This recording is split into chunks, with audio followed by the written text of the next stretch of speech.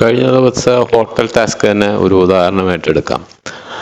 അതിൽ ഈ ലക്ഷ്മിയെ വിളിച്ചിട്ട് അവർക്ക് ഒരു ഹിൻഡ് കൊടുക്കുന്നുണ്ടെന്നാണ് എനിക്ക് അസ്യൂം ചെയ്യാൻ സാധിച്ചത്. കാരണം വെച്ചാൽ പുതിയ ഗസ്റ്റ് വരുമ്പോൾ ഹാരാസ് ചെയ്യാൻ നോക്കും, നിങ്ങൾ അവിടെ പിടിച്ചു നിൽക്കണം. കാരണം വെച്ചാൽ നിങ്ങളുടെ ഒരു ടാസ്ക് അങ്ങനെയാണെന്നൊക്കെ രീതിയിലുള്ളൊരു ഹിൻഡ് ലക്ഷ്മിക്ക് കൊടുക്കുന്നുണ്ടാവും. കാരണം അതാണ് ഈ ശോഭ വന്നിട്ട് ലക്ഷ്മിയെ മാക്സിമം ഹാരാസ്മെൻറ്റും ഇൻസൾട്ടിങ്ങും എല്ലാം ചെയ്യുന്നുണ്ട്.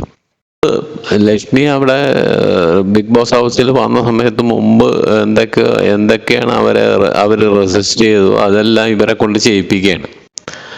അപ്പോൾ ഇത് നേരത്തെ കൂട്ടി ലക്ഷ്മിയെ ഇവർ അറിയിച്ചിട്ടെന്നുള്ളതാണ് എനിക്ക് മനസ്സിലാവുന്നത്. കാരണം എന്ന് വെച്ചാൽ ലക്ഷ്മിക്ക് യാതൊരു ഭാവ വ്യത്യാസവും ഇല്ല. അവരിത് പറയുമ്പോൾ ഒട്ടന്നെ തന്നെ ആക്ട് ചെയ്യാണ്. പോയി കുളിക്കുന്നു പറയുമ്പോൾ അതാണ് അപ്പം തന്നെ ഓടാണ്. അത് എനിക്കെന്തോ ഒരു ആർട്ടിഫിഷ്യാലിറ്റി അതിൽ ഫീൽ ചെയ്തു. നമ്മുടെ അനുമോളുടെ പാവ എടുത്തിട്ട് നേരെ പുറത്തേക്ക് വലിച്ചെറിയുന്ന അതും എനിക്ക് ഭയങ്കര ആർട്ടിഫിഷ്യാലിറ്റി തോന്നുന്നു. അത് ആ ആക്ട് ഒരു പരിധിവരെ സമ്മതിച്ച് കൊടുക്കാം. കാരണം വെച്ചാൽ ഈ അനുമോള് ആ പാവയുമായിട്ട് ഒതുങ്ങുന്ന പോലെ ചില സമയത്ത് നമുക്കും ഫീൽ ചെയ്യും. അതുപോലെ ശോഭയുടെ കാര്യം, ശോഭയ്ക്കും ഇൻറ്റൻസ്ഫുള്ളി അവർ ചെയ്തതായിട്ട് എനിക്ക് തോന്നുന്നില്ല. കാരണം അവർക്ക് കൊടുത്തു കഴിഞ്ഞാൽ കുറേ ടിപ്സിൻ്റെ ബേസിലാണ് അവർ ഈ ആക്ടൊക്കെ ചെയ്യുക. എനിക്ക് തോന്നുന്നു അവർക്ക് കിട്ടിയ ടിപ്സിൻ്റെ ബേസിലാണ് അവർ ചെയ്യുന്നത് ഇതൊക്കെ. അതുപോലെ ലക്ഷ്മിയെ മാക്സിമം ഹാരാസ് ചെയ്യുക ഇതൊക്കെ.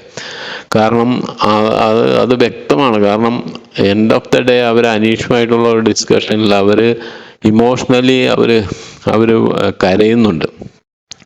അതിൽ നിന്ന് തന്നെ വ്യക്തമാണ് പർപ്പസ്ഫുള്ളി അവർ ചെയ്തതാണെന്നുള്ളത്.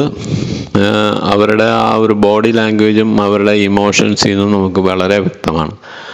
അപ്പോൾ എനിക്ക് മനസ്സിലായത് എന്താണെന്ന് വെച്ചാൽ ഇതിൽ സ്ക്രിപ്റ്റഡ് ഷോ അല്ല, സ്ക്രിപ്റ്റഡ് അല്ല എന്ന് പറയുമെങ്കിൽ ഇതിൽ സ്ക്രിപ്റ്റ് മാക്സിമമായിട്ട് സ്ക്രിപ്റ്റിന് നല്ലൊരു റോൾ പ്ലേ ചെയ്യുന്നുണ്ട്.